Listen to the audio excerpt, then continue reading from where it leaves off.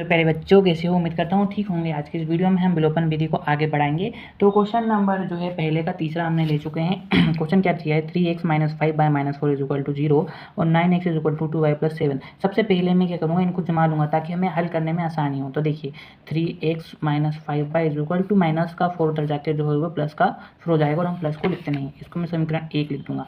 देखिए 9x इधर ही है तो मैं इसको इधर रहने दूंगा। ये 2x उधर है तो इसको इधर ले आऊँगा, माइनस का 2y हो जाएगा इक्वल टू में प्लस का 7। इसको समीकरण 2 नाम दे दूंगा। तो विलोपन विधि में हम क्या करते हैं कि किसी एक को समान करके हम उसको काट देते हैं।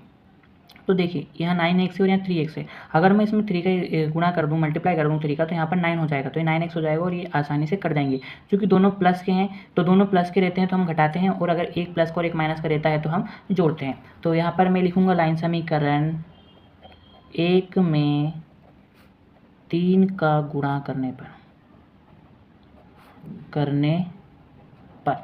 तो मैं 3 का गुणा करूंगा अगर समीकरण 1 में, तो 3 3 का 9। अगर गुणा इधर होगा तो पूरे समीकरण में होगा, ये तो आपको पता ही होगा।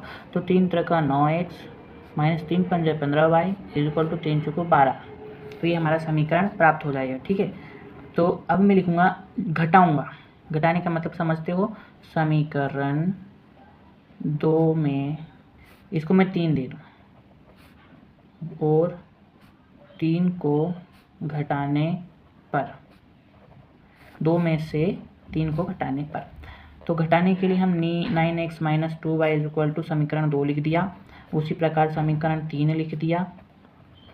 अगर हम घटा रहे हैं तो इनके चिन्ह बदला जाएंगे। अगर ये प्लस का है तो ये माइनस का हो जाएगा, और ये माइनस का है तो ये प्लस का हो जाएगा, और ये प्लस का है तो ये माइनस का हो जाएगा। अब घटाने का मतलब समझ रहे हो ना? इसमें से इसको घटा रहा हूँ क्योंकि ये प्लस का है तो प्लस माइनस माइनस होता है, और माइनस माइनस प्लस होता है, और minus minus minus plus minus होता है। ये सुगमता के लिए मैंने इनको नीचे लिख दिया है। तो 9x से 9x कैंसिल हो गए, प्लस का 15y और माइनस का 2y। तो 15y और 2y, प्लस का 15y और माइनस का 2y है। तो 15 में से 2 चले जाएंगे तो कितने बचेंगे? 13y प्लस के, क्यों? बड़ी संख्या प्लस की है। = माइनस का 12 में से 7 जाएगा तो बचेगा माइनस का 5, क्योंकि बड़ी संख्या जो है वह वही माइनस की है। ठीक है बच्चों, y में लिख दूंगा माइनस का 5, इधर गुणा में उधर जाके भाग में 13। तो हमारे पास y का मान प्राप्त हो गया। अभी इस y के मान को मैं समीकरण 2 में रख दूंगा, या फिर x में रख दूंगा, या फिर यहाँ भी रख सकता हूँ। क्यों? क्योंकि y ऑलरेडी उधर जा चुका है। तो देखिए 9x = 2y + 7। ठीक है, तो 9x = 2y का मान हमारा आया है, क्या आया है? माइनस का 5/13 धन का 7। ठीक है, तो 9x = 10/13 + 7। अब यहाँ पर हम एलसीएम लेंगे, बटे में कुछ नहीं है तो एक एलसीएम आपको लेते आता है, इसका इसमें गुणा करते हैं और इसका इसका और इसका इसका। तो 9x = माइनस का 10 प्लस का 13 7 91 91/13। यहाँ तक आपको समझ में आ गया। तो x = 91 में से 10 गए तो बचे 81/13 और ये 9। ठीक है, 9 गुणा में उधर जाके भाग में, तो x = हो जाएगा 81/13 गुणित 9, क्योंकि उधर 9 किस में था? गुणा में, तो जाके भाग में चला गया। और 9 की 81 9 बार, तो x का मान आ गया हमारा 9/13। तो इस प्रकार हमने x का मान निकाल लिया और y का मान निकाल लिया। चलिए आइए बढ़ते हैं अपने दूसरे मैथ की ओर। क्वेश्चन नंबर 1 का आखिरी मैथ, चौथा मैथ है ये। तो यहाँ क्या दिया है हमारे? x/2 2/3y -1 और x - y/3 3। इनको मैं सरल कर लूँगा ताकि मुझे आसानी हो। तो मैंने आपको एलसीएम लेना सिखाया है। सबसे पहले इन दोनों का आपस में गुणा करते हैं। तो इन दोनों का आपस में गुणा करेंगे तो आएगा 6, और इसका इधर करेंगे तो ये हो जाएगा 3x, और इसका इधर करेंगे तो ये हो जाएगा प्लस का 4y = माइनस का 1।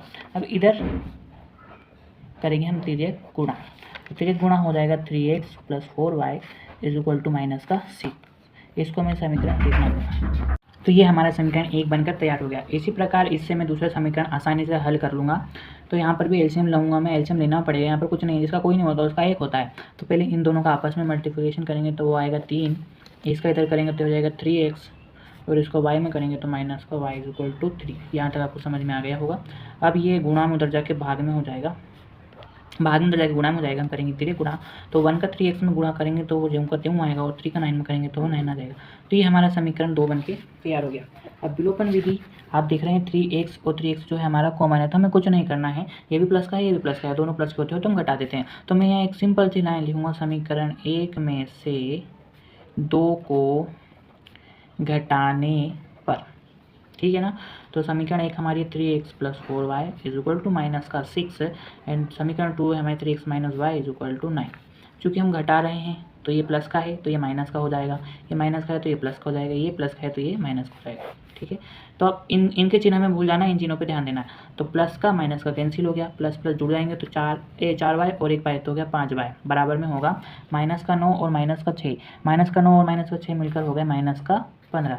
तो y बराबर हो गया -15/5, y बराबर हो गया -3, ये कट जाएगा, 3 पंजे 15। तो ये हमारा y का मान आ गया। अब इस y के मान को मैं समीकरण 1 में रख दूंगा, यहाँ पर y का मान जो है मैं समीकरण 1 में रख दूंगा। तो समीकरण 1 क्या है हमारा, मैं यहाँ पर लिख लेता हूँ 3x + 4y = -6। हमारे पास y का मान है तो y को उधर भेज देंगे हम, 3x = -6 - 4y, ठीक है।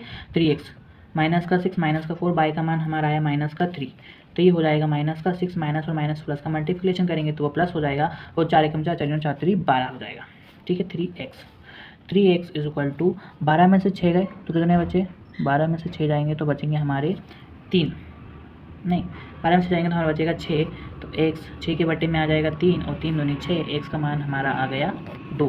तो x का मान 2 आया, y का मान 3 आया। तो इस प्रकार हमने विलोपन विधि समझी। आगे के मैथ्स हम आगे की वीडियो में हल करेंगे, वो रेखीय मैथ्स है, उनमें हमें समीकरण अभी तक हमको बने बनाए मिले थे, उसमें हमें बनाना पड़ेगा। आप कमेंट ज़रूर कर दीजिए, आप कमेंट से मुझे बहुत मोटिवेशन मिलता है। धन्यवाद।